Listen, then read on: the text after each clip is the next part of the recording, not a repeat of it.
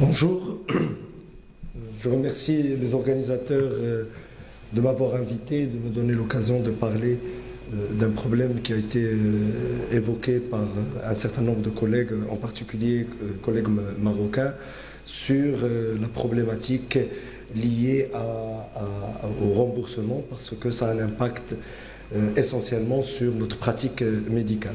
Madame Geloun, pour laquelle j'ai une tendre pensée pour les moments difficiles qu'elle traverse et pour laquelle elle a toute mon amitié, m'a demandé un peu de vous en parler en ma qualité essentiellement de président de la Société marocaine de chirurgie vasculaire et à ce titre confronté un peu aux négociations aussi bien avec les autorités de tutelle qu'avec les organismes payeurs sur ce problème qui nous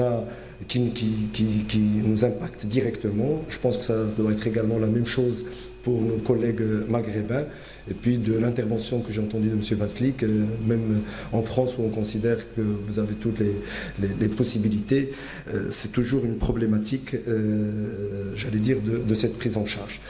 J'axerai ma présentation essentiellement sur la prise en charge des anévrismes, tout simplement parce que pour les angioplasties périphériques, les choses sont un peu meilleures, puisque je l'expliquerai,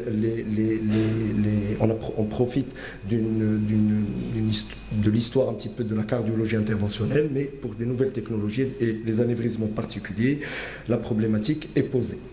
Avant de vous le détailler un petit peu les soucis de cette prise en charge, quelques chiffres en particulier pour nos collègues étrangers. Le Maroc, c'est 35 millions d'habitants et nous vivons depuis une dizaine d'années une transition épidémiologique et démographique qui fait qu'en termes d'épidémiologie et de maladies, on est en train, j'allais dire, de s'occidentaliser, c'est-à-dire de passer des pathologies dites infectieuses ou congénitales à des pathologies de pays, entre guillemets, riches. Et on voit, bien sûr, avec la cancérologie, l'avènement des maladies cardiovasculaires comme pratiquement la première cause de morbimortalité de notre pays. Par ailleurs, et en contrepartie, malgré tous les efforts qui ont été consentis, seuls 40% des Marocains bénéficient à date d'aujourd'hui, j'allais dire, d'une couverture sociale complète. Il y a bien sûr le système RAMED qui est dans le public, mais qui, pour des raisons diverses, là aussi il faut dire les choses clairement, c'est une avancée, ça permet un peu au niveau des centres publics de prendre en charge des pathologies de plus en plus lourdes, mais la couverture sociale n'est pas tout à fait garantie. Et puis de l'autre côté, la chirurgie vasculaire reste une spécialité très jeune et que après pratiquement 20 ans, 25 ans où il y avait un seul service formateur, aujourd'hui on a la chance d'avoir 5 services de chirurgie vasculaire, mais bien sûr rapporté au nombre de la population, ça reste très faible. Alors concernant les anévrismes aortiques, malheureusement, nous n'avons pas un registre national qui permet d'identifier le nombre d'anévrismes qui sont pris en charge. Ceci malgré le fait que nous sommes, comme je l'ai dit, logiquement dans un nombre qui doit être élevé du fait de cette progression des facteurs de risque et des maladies cardiovasculaires.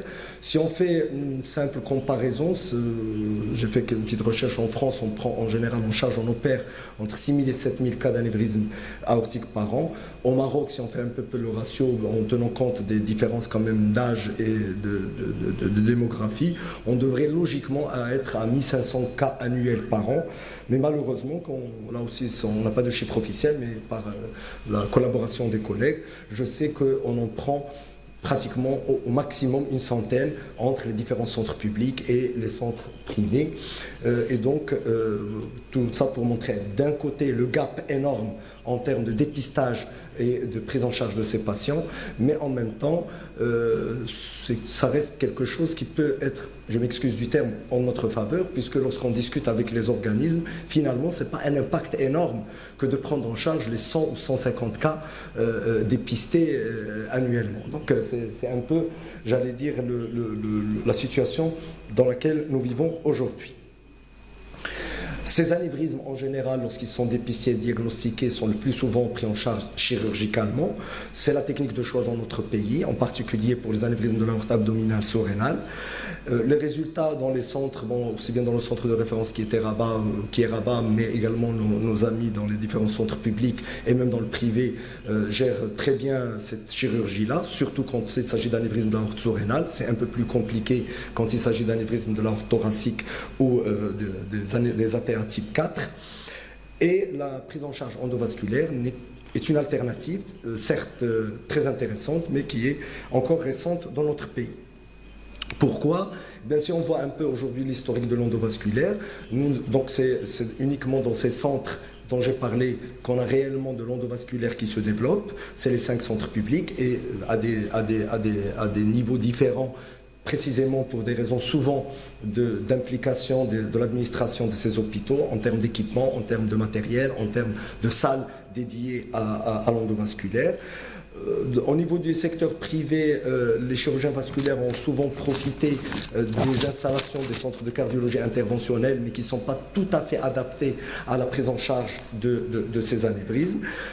Je peux dire, pour connaître la majorité des collègues qui pratiquent cette chirurgie-là, que la technique est de mieux en mieux maîtrisée, mais bien sûr, pour certains, on est encore en cours d'apprentissage, en particulier pour les anévrismes, mais que notre vraie limite aujourd'hui, c'est, comme je l'ai dit, c'est la disponibilité et le coût de ces endoprothèses qui paraissent parfois rédhibitoires.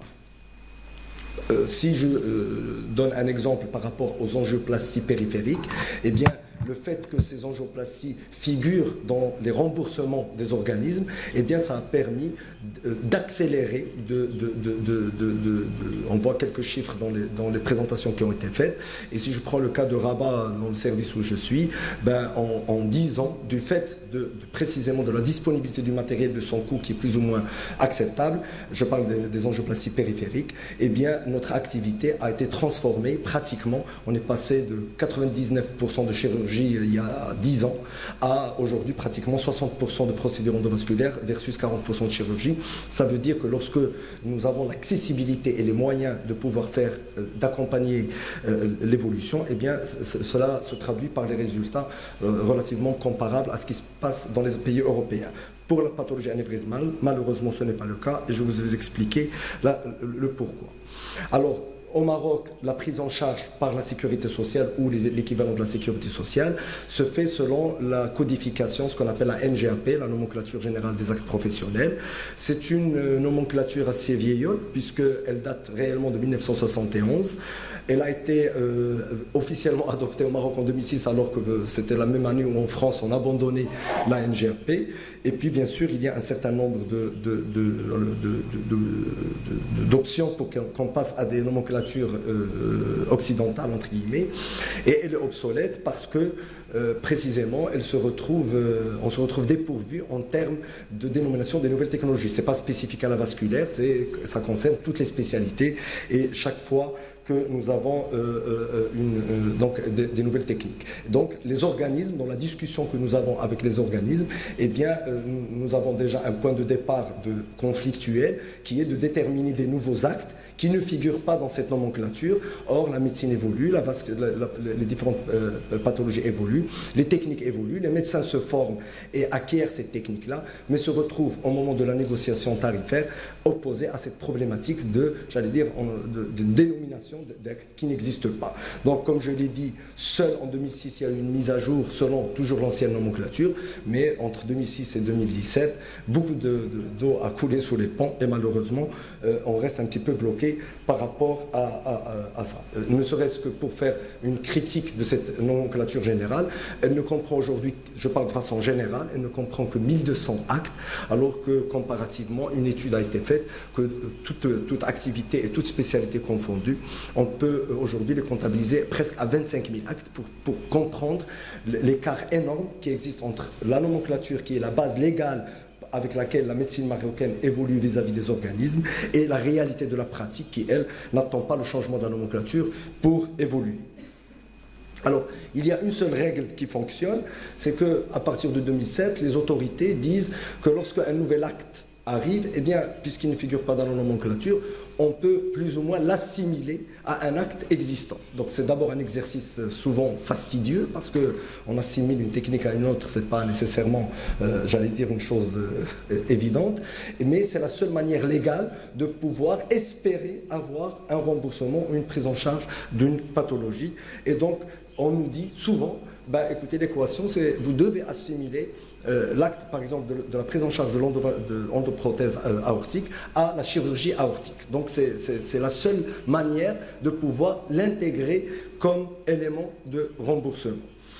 Et malgré tout ça, grâce à un certain nombre de collègues qui ont un peu œuvré pour intégrer de nouveaux actes dans la nomenclature générale, eh bien figurez-vous que depuis 2006, et date d'adoption de la nomenclature, malgré toutes les innovations, il n'y a que 34 actes qui ont été rajoutés depuis 2006 à 2017, toutes spécialités confondues, médicales, chirurgicales et autres. Alors, on a une petite chance, c'est que parmi ces 34 cas, eh bien, heureusement, on a pu y mettre les 17 actes d'endovasculaire. Donc on doit se sentir un peu privilégié, nous, j'allais dire vasculaire ou cardiovasculaire, puisque nous avons, grâce à un travail de plusieurs collègues, pouvoir intégrer au moins dans la nomenclature les actes d'endovasculaire. Donc aujourd'hui, depuis 2012, les actes, c'est-à-dire traités en endovasculaire, des anévrismes, des angioplasties, des axes de jambes, etc., les fistules artério-veineuses, donc tout ce que nous verrons au cours de ces 2 journées, figurent dans la nomenclature, bien sûr sous forme d'assimilation, mais ils figurent. On a déjà gagné une première étape. Maintenant, le deuxième problème, c'est que nous avons des actes qui sont officiellement reconnus, mais le matériel qu'on utilise pour ces actes, lui, obéit à la même logique de reconnaissance par un autre département. Et c'est cette problématique qu'aujourd'hui on n'arrive pas à résoudre. C'est-à-dire que les dispositifs, les endoprothèses, pour parler du cas des anévrismes, eux ne sont pas reconnus comme étant un dispositif officiellement remboursé. Donc nous faisons des actes pour lesquels, malheureusement, le matériel qu'on utilise pour les actes, lui, n'est pas encore reconnu. Donc, effectivement, il y a aujourd'hui, depuis 2012, toute une politique, disons, un certain débat pour toutes les nouvelles technologies. Malheureusement, vous connaissez un peu les problématiques de notre administration. Nous n'avons pas un seul interlocuteur, puisque pour faire reconnaître ce matériel, le faire reconnaître les dispositifs, nous avons plusieurs interlocuteurs, le ministère de la Santé, l'Agence nationale de l'assurance maladie, les organismes, bien sûr les sociétés savantes, la Société marocaine des sciences médicales. Et donc, pour dire qu'aujourd'hui, les dossiers sont toujours bloqués depuis 2014, on n'arrive pas à mettre tout ce beau monde d'accord. Bien sûr, les enjeux sont différents entre les prestataires de soins, entre les professionnels de la santé, entre les départements ministériels, entre les organismes qui mettent la main à la poche. Tout ça fait que, j'allais dire, le dossier traîne, il bloque. Et pour faire un petit peu le résumé, bon, on peut toujours jeter la balle aux uns aux autres, mais effectivement, leur problématique est une problématique essentiellement des organismes de gestion de prestations sociales, bien sûr, puisque c'est eux qui sont chargés de payer cette prestation, et bien sûr, eux mettent le problème de manière un peu plus globale dans un enjeu politique dans lequel, bien sûr, ils impactent ces prix de remboursement sur les taux de cotisation. C'est un problème international qui ne dépend pas uniquement du Maroc. Donc, si vous voulez résumer, tout le monde, au Maroc, on ne remet pas en cause l'intérêt de l'avènement de l'endovasculaire dans la prise en charge des pathologies, en particulier des anévrismes, mais on nous proposait un taux de remboursement équivalent à la chirurgie, qui est juste à titre indicatif à peu près de 3 400 €, donc qui n'est même pas le coût de l'endoprothèse ou de la moitié d'une endoprothèse. Donc tout ça pour dire quelle est la problématique et qui a limité et qui limite encore l'accès à cette technique, même s'il y a une reconnaissance de son intérêt sur le plan médical. Et puis on a eu quand même un coup de peau en 2015. Situation un peu incongrue, un patient, c'est son droit, qui est affilié à un organisme, le principal organisme qui est la CNOPS, qui demande de partir à l'étranger faire son endoprothèse.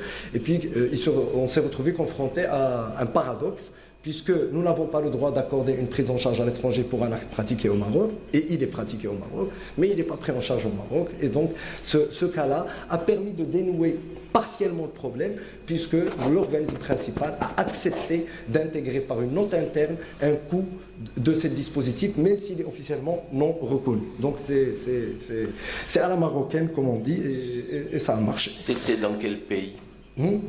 Pardon? C'était dans quel pays à l'étranger?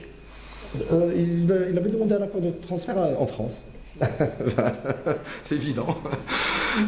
Donc, l'état actuel fait qu'à la suite de cet événement-là, il y a eu un accord officieux de prendre en charge par les organismes sur des endoprothèses, mais ils ont été limités dans cette note interne uniquement aux anévrismes thoraciques et aux anévrismes de l'aorte abdominale pour lesquels une contre-indication chirurgicale est retenue. C'est uniquement sous cette condition-là que l'organisme accepte de rembourser, et encore il le rembourse à un tarif unique, c'est-à-dire quelle que soit l'endoprothèse et le nombre d'endoprothèses que vous faites. Donc vous devez bien calculer votre coût si vous voulez faire une endoprothèse en fonction de sa taille et des éventuelles complications qui peuvent survenir.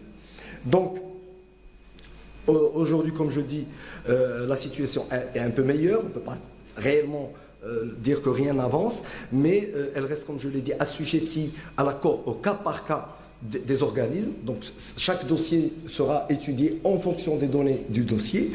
Et officiellement, l'acte est intégré dans la NGAP, mais le matériel ne l'est pas. Ce qui donne aux assurances une autorité de gérer, encore une fois, au cas par cas, les patients. Les anévrismes d'aorte abdominale sont a priori exclus, sauf dans le cas où on justifierait qu'il y a une contre-indication chirurgicale. Et bien sûr, le taux forfaitaire qui a été donné pour les endoprothèses permet effectivement de faire les cas les plus simples d'endoprothèse aortique pour anévrisme, mais dès qu'on rentre dans les procédures complexes, voire hybrides, ce coût-là ne permet pas d'assurer le financement de l'endoprothèse.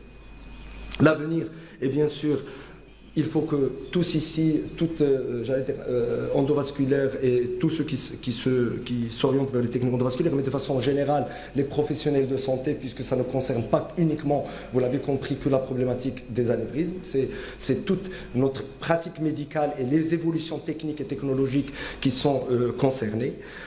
En attendant, le message que je peux dire, c'est qu'il faut respecter les indications par rapport à cet arrangement provisoire pour, d'un côté, faire bénéficier ces patients-là de leur prise en charge et de ne pas créer un sentiment, j'allais dire, d'abus qui peut être contre-productif alors que les négociations ne sont pas encore officielles et que les décisions ne sont pas encore officielles et que donc les organismes regardent d'un œil un peu suspect toute modification de la pratique médicale. Et puis, au-delà de ces considérations purement mercantiles, excusez-moi, le plus important, il ne faut pas l'oublier en introduction, c'est que nous sommes encore très très loin d'un vrai diagnostic, un dépistage de nos patients de façon générale de la maladie athéromateuse, de façon particulière des anévrismes, puisque ça reste très très faible par rapport à notre population et à notre facteur de risque, et que ce dépistage peut être aussi un levier important parce qu'il doit nous apporter un certain nombre de patients qui sont finalement les premiers à demander et à exiger des organismes et de l'État une prise en charge correcte et cohérente, puisqu'elle fait partie aujourd'hui du droit constitutionnel marocain. Je termine tout simplement par cette phrase de Nietzsche qui fait hommage à tous les pionniers de la chirurgie vasculaire, puisque je pense qu'ils étaient loin de penser qu'un siècle plus tard, on serait en train de débattre de ce genre de détails.